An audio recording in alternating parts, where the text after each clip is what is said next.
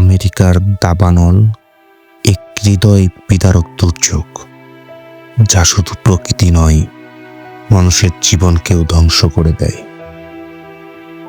দাবানলে ঘরবাড়ি পুড়ে ছাই হয়ে যাওয়ার সঙ্গে সঙ্গে অসংখ্য মানুষ গৃহহীন হয়ে পড়ে।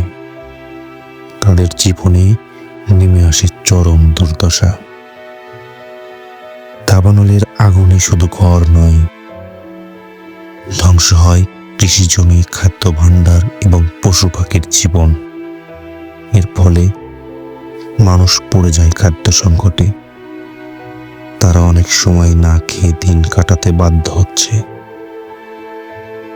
এই ভয়াবহতার মধ্যে শিশু থেকে বৃদ্ধ সবাই দুর্বিষহ জীবনে আটকে যায়।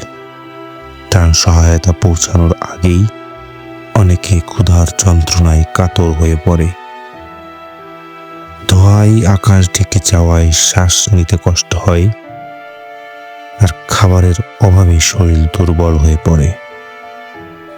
দাবানল কেবল একটি প্রাকৃতিক দুর্যোগ নয়, এটি মানুষের জীবনে চরম দুঃখ কষ্ট বয়ে আনে।